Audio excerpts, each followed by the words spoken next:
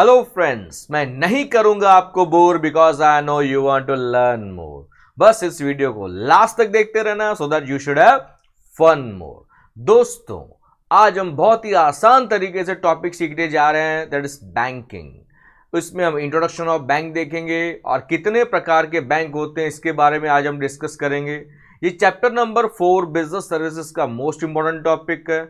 इतना ही नहीं दोस्तों, आपको अलग से नोट्स लेने की जरूरत नहीं है। एनसीईआरटी के जो बुक्स हैं उसमें से भी अगर आप रेफर करेंगे तो भी आप लिख पाएंगे।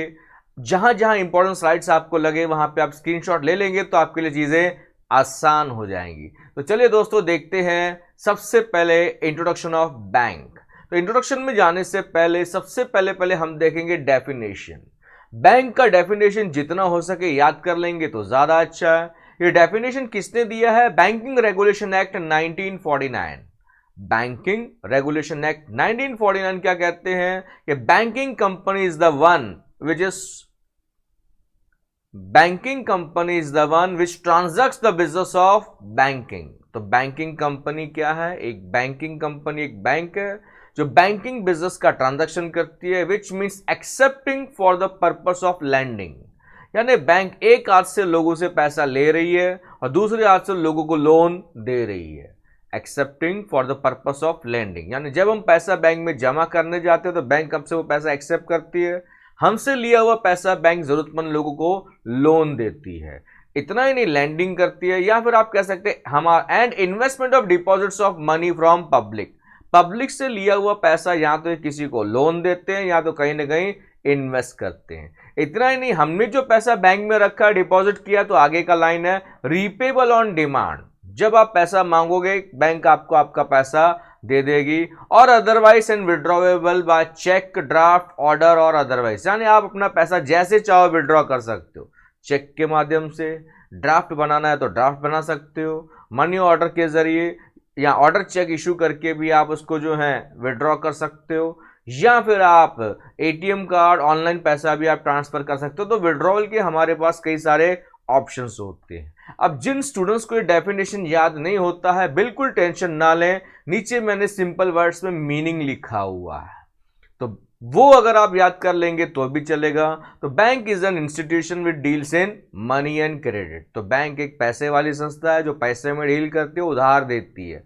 It accepts deposit from public and grant loans and advances to those who are in need of funds for various purpose। यानी बैंक हम सब से डिपॉजिट एक्सेप्ट करती है पब्लिक से और जरूरतमंद लोगों को लोन्स एंड एडवांस प्रोवाइड करते हैं who are in need of funds for various purposes। अलग अलग पर्पस के लिए लोन दिया जाता है, बिजनेस पर्पस के लिए, एजुकेशन के लिए, कुछ कार खरीदनी हो, घर खरीदना हो, तो नंबर ऑफ पर्पस के लिए बैंक लोन प्रोवाइड करती है। आगे देखते हैं, तो मीनिंग या डेफिनेशन दोनों में से जो आपको याद हो आपके ऊपर डिपेंड करता है। Take the screenshot friends.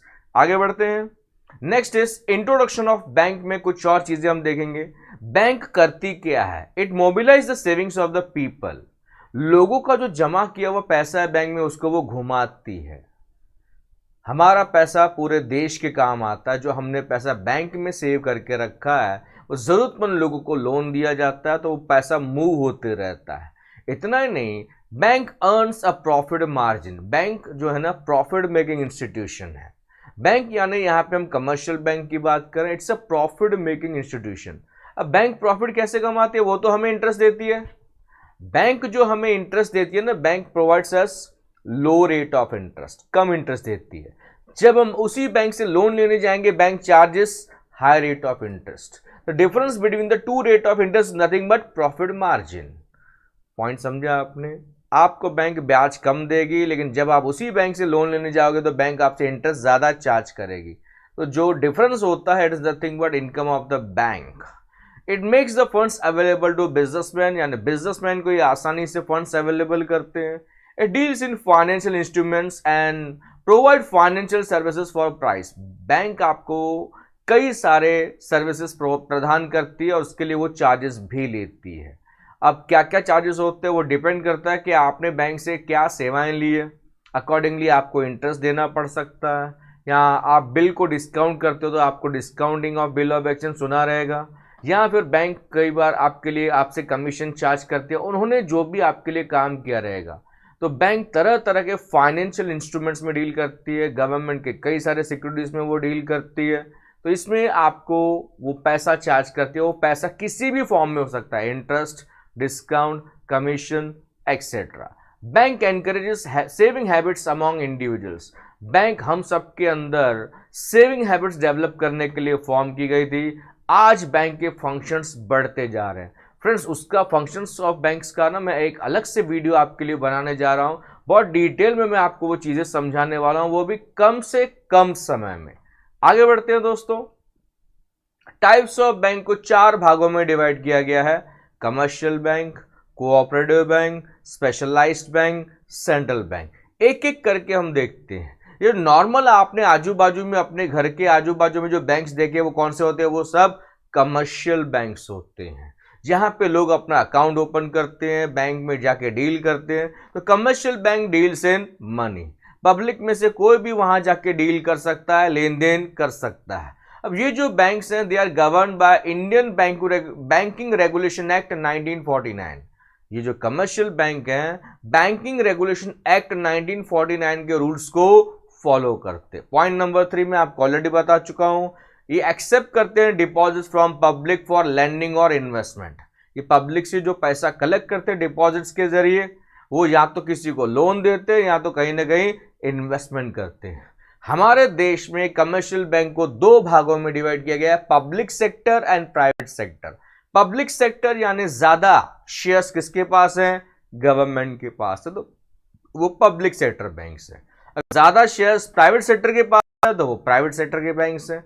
दोनों के एग्जांपल्स आपके सामने लिखे हुए हैं। जैसे पब्लिक सेक्टर बैंक्स की बात करें तो बैंक ऑफ इंडिया, सुना रहेगा, BOI बॉय जिसे हम बोलते हैं शॉर्ट फॉर्म में, SBI यानी state bank of India, PNB यानी पंजाब नेशनल बैंक। ऐसे कई सारे पब्लिक सेक्टर के बैंक्स हैं। प्राइवेट सेक्टर बैंक्स की अगर हम बात करें तो जैसे कि ICICI bank, Kotak Mahindra bank, axis bank, HDFC bank etcetera, ऐसे कई सारे नाम आपने सुने रहेंगे। तो ये था कमर्शियल बैंक, जहां पे पब्लिक डील करती है। Next one is cooperative bank. Cooperative bank भी कमर्शियल बैंक की तरह ही काम करते हैं, लेकिन थोड़ा सा फर्क है। हमारे देश में, इंडिया में, इसको रजिस्टर किया जाता है under Indian cooperative societies act and regulated under banking regulation act. इसका रजिस्ट्रेशन किसके अंडर होता है? Cooperative societies act. और ये रेगुलेशंस यानी कंट्रोल में आते हैं किसके? बैंकिंग रेगुलेशन एक्ट के नियम को ये फॉलो करते हैं। कोऑपरेटिव बैंक को क्यों चलाने की परमिशन दी गई है? पॉइंट नंबर 2 है उसके लिए। Cooperative bank provide cheap credit, सस्ते में लोन प्रोवाइड करती है as compare to public sector banks to economically backward people, farmers and small scale units. तीसरा पॉइंट उसी से कनेक्टेड है। It is an important source of rural credit, that is agricultural financing. Cooperative bank को इसी शर्त पे ही allow किया जाता है कि उनकी ज्यादा से ज्यादा ब्रांचेस गांव खेड़े में होगी, ताकि रूरल एरियाज में रहने वाले लोगों को, खेती बाड़ी करने वाले लोगों को ज्यादा से ज्यादा उधार मिल सके।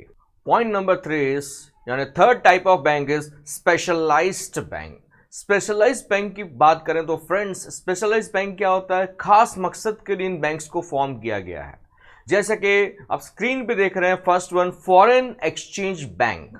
अब नाम से पता चलता है ये फॉरेन एक्सचेंज में डील करती है, ये इंपोर्टर एक्सपोर्टर को हेल्प करती है, प्लस MNCs को यहां से बहुत सारा बेनिफिट होता है।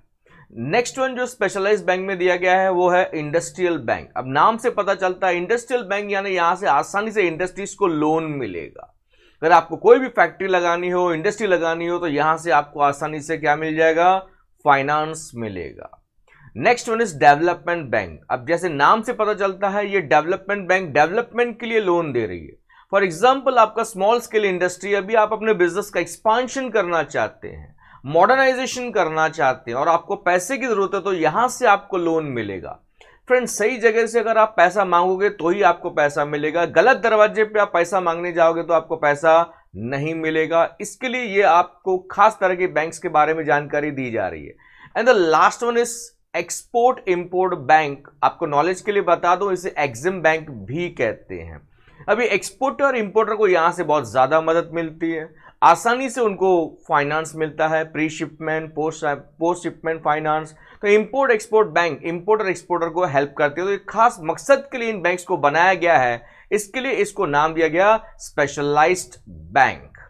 Fourth type of bank is central bank. अब सेंट्रल बैंक क्या होता है friends? Central bank is the apex financial institution. Apex का मतलब होता है टॉप मोस्ट, सुप्रीम। सभी बैंकों के ऊपर जो बैंक है उसको नाम दे दिया गया सेंट्रल बैंक। तो central bank is the apex financial institution in banking industry. Friends कई बार ना ये ऑब्जेक्टिव में पूछा जाता है, तो ये लाइन आपको याद होनी चाहिए, एपेक्स फाइनेंशियल इंस्टीट्यूशन। यानी जितनी भी बैंक्स हैं, कमर्शियल बैंक्स की हम बात करें, उन सब के ऊपर कंट्रोल किसका है? सेंट्रल बैंक का। इससे रिलेटेड है पॉइंट नंबर 2 कि ये सुपरवाइज करते हैं, कंट्रोल करते हैं, रेगुलेट करते हैं all the activities of commercial bank. Friends commercial bank यानी जहां से हम लोग पैसा का लेन देन करते हैं, जिन बैंक्स के साथ हम डील करते हैं वो कमर्शियल बैंक्स हैं। और कमर्शियल बैंक लोगों को लोन दे दे के मनी सप्लाई को बढ़ाते हैं। मनी सप्लाई बढ़ाती है जिसको हम इनकी भाषा में बोलते हैं क्रेडिट क्रिएशन। अब लिमिट से ज्यादा मार्केट में पैसा आ जाएगा तो इन्फ्लेशन का रेट बढ़ेगा, तो मनी सप्लाई को कंट्रोल करती है सेंट्रल बैंक। तो credit creation is the main function of commercial bank and credit control is the main function of central bank. ये आपको इकोनॉमिक्स में भी आगे चल के मदद दे सकता है, तो ये आपको हमेशा पता होना चाहिए। तो ये नजर रखती है कमर्शियल बैंक्स के ऊपर, उनको सुपरवाइज करती है, कंट्रोल करती है और रेगुलेट करती है। पॉइंट नंबर 3 जो आपको स्क्रीन पे दिया गया है कि every country have their own central bank. हर देश में ना एक सेंट्रल बैंक होता है, और इंडिया में जो सेंट्रल बैंक है उसको हमने नाम दे दिया गया आरबीआई। आरबीआई यानी reserve bank of India. RBI की बात करें तो हमारे देश में इसको एस्टेब्लिश किया गया इन द ईयर 1935। 1935 में इसको एस्टेब्लिश किया गया, जबकि इसके लिए एक्ट कब पास की गई थी? In the year 1934। आरबीआई क्या फंक्शंस परफॉर्म करती है आप देख सकते हैं एक एक करके। पॉइंट नंबर 1 आपको दिया गया है फ्रेम्स मॉनेटरी पॉलिसी। अभी भी मैंने आपको बताया मॉनेटरी पॉलिसी का मतलब क्या होता है? मनी सप्लाई को कंट्रोल करती है। अगर मार्केट्स में मनी सप्लाई बढ़ गया तो उसको कम करना है, बहुत कम हो गया तो उसको बढ़ाना है। कंट्रोल का मतलब ही होता है बैलेंस करना। तो ये क्रेडिट को कंट्रोल करती है, जो मैं आपको ऑलरेडी बता चुका हूं। Point number 2 is issues currency note. ये जो आपकी जेब में महात्मा गांधी वाले नोट्स हैं उसमें आरबीआई लिखा रहेगा, नहीं लिखा है तो वो नकली, आप चेक कर सकते हैं। इतना ही नहीं, act as a banker to the government. इसको बैंकर टू द गवर्नमेंट क्यों बोलते हैं? जिस तरह हम लोग कमर्शियल बैंक से लेन देन करते हैं ना, वैसे गवर्नमेंट्स लेन देन के लिए किसका इस्तेमाल करती है? सेंट्रल बैंक का। फॉर एग्जाम्पल गवर्नमेंट हमसे जो पैसा कलेक्ट करती है through various kind of taxes, fines, penalties, तो ये सारा पैसा कहां जमा होता है? सेंट्रल बैंक में जमा होता है। और जितने भी गवर्नमेंट एम्प्लॉयज उनकी पगार कहां से आती है? गवर्नमेंट डिपार्टमेंट में, सेंट्रल बैंक से आती है। तो सेंट्रल बैंक इनको ये सुविधा प्रदान करती है, उनका पैसा जमा करके रखती है, समय पे उनको पैसा वापस लो जो है विड्रॉ करने में हेल्प करती है, लेकिन इसके ऊपर वो उनको कोई इंटरेस्ट वगैरह नहीं देती। इसके लिए इसको कहा गया है act as a banker to the government. तो फ्रेंड्स अभी हमने देखे ये 4 टाइप्स ऑफ बैंक्स हमने डिस्कस किए। इतना ही नहीं दोस्तों, अभी जैसे कि आप देख रहे हैं कि आपके लिए मैंने कुछ चीजें बनाई है, तो मैं आपको वो बताना चाहता हूं। फ्रेंड्स अगर आपको मेरे ज्यादा से ज्यादा वीडियोस देखनी है तो आपको 2 ऑप्शंस हैं। एक ऑप्शन ये है कि वीडियो खत्म होने के बाद आप डिस्क्रिप्शन में जाएंगे तो चैप्टर वाइज वीडियोस दिए हुए हैं। एक चैप्टर के जितने भी वीडियोस हैं टॉपिक के ऊपर, वो आपको वहां पे डिस्क्रिप्शन में लिस्ट दी गई है। Chapter 1, chapter 2, chapter 3 plus motivational videos. आप जितने देखना चाहते हैं उस पर क्लिक करके जो टॉपिक का देखना चाहते हैं वहां क्लिक कर सकते हैं। दूसरा ऑप्शन मैं आपको बता दूं जो आपको स्क्रीन पे दिख रहा है। अगर आप मेरे चैनल पे क्लिक करोगे तो होम पेज ओपन होगा। होम पेज ओपन होगा तो वहां पे आपको एक वर्ड दिखाई देगा प्लेलिस्ट। वहां पे आप क्लिक करोगे तो सारे फोल्डर जो है वीडियोस आपके सामने आ जाएंगे। फोल्डर्स सारे बने हुए हैं chapter wise and standard wise. For example आपका बिजनेस स्टडीज क्लास 11 का चैप्टर 1, चैप्टर 2, आपको कोई भी वीडियो देखना है, किसी भी स्टैंडर्ड का देखना है तो आपको ढूंढने में आसानी होगी। तो अगर आपको वीडियोस ढूंढने हैं कोई भी टॉपिक के ऊपर तो आप आसानी से प्लेलिस्ट पे क्लिक करके वहां पे देखोगे तो बहुत सारे फोल्डर्स बने हुए हैं। आपको जो भी फोल्डर में जाना हो, जो भी वीडियो देखना हो, आप देख सकते हो। फ्रेंड्स आपने मुझे लास्ट तक सुना, इसके लिए आप सबका बहुत बहुत धन्यवाद। अगर आपको कोई स्पेशल टॉपिक पे वीडियो चाहिए तो आप जरूर मुझे कमेंट करें, मैं आपके लिए वीडियो जल्द से जल्द अपलोड करूंगा। Thank you all for your love and support.